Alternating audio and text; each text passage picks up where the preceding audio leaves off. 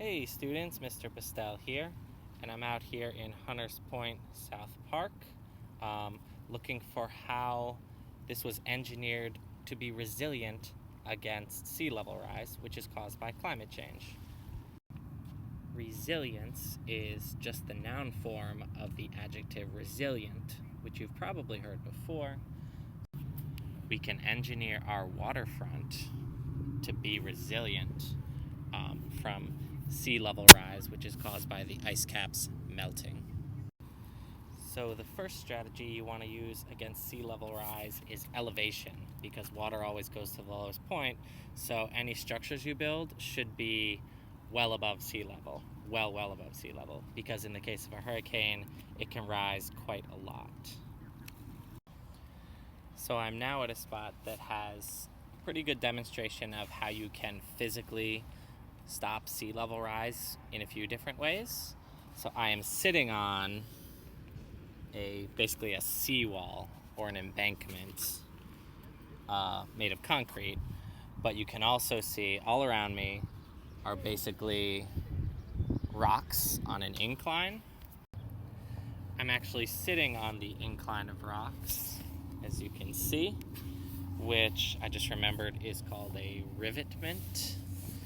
And as you can see behind me are tall grasses, which is pretty much the next layer up in terms of preventing a flood. Now those would break up the water, absorb a lot of the water because they're plants and they do photosynthesis. So you always want to include natural ecosystems in the fight against sea level rise. Here you can see another example of how rocks on an incline can help fight sea level rise. And then you would have the grasses behind them. I am now at the athletic field, which, as you can see, is extremely crowded. This is Memorial Day. And if you ever have been on the athletic field, you'll notice that it's in kind of a semicircle U shape. I'll move my computer so you can have a better look. And what it will actually do if there's ever something like a Hurricane Sandy is catch a lot of the water. If the water level rises a lot, then it would basically turn into a giant swimming pool.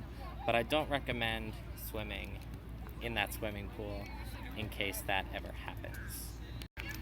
So you can see the side that's closest to the water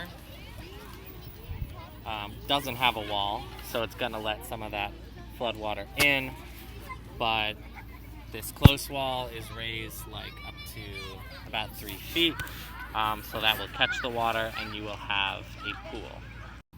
Another strategy that you can use is to put lots of plants that can deal with salt water, because in case of a flood they'll have to survive in that seawater and break up and suck up a lot of that seawater. So another strategy to fight flooding, you can see behind me, are these rock beds. You can see they're enclosed by metal, and what they do is when the water hits them, they will kind of break up the water and the water will go through them, but the reason they're enclosed is so that the rocks can't move, and then the water will go into this little garden of plants, which will also absorb a lot of the water. I just love the strategy that Long Island City used here. This is kind of like a lot of natural plants, and you can see below me there's kind of like a moat with long grasses that would be really good at directing water in case of a flood. How does this all relate to our Newtown Creek project?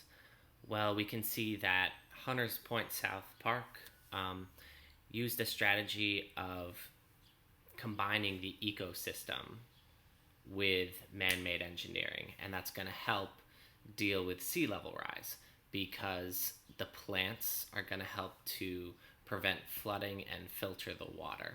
So Newtown Creek is a wetland ecosystem, otherwise known as, in other parts of the country, as a swamp. So, swamps are not a bad thing. We want to keep our swamps and our wetlands because they prevent flooding and filter our water. So, yes, it's nice in Long Island City, but we need to preserve the Newtown Creek ecosystem all along Newtown Creek just in case the sea level rises, which it definitely will because of climate change.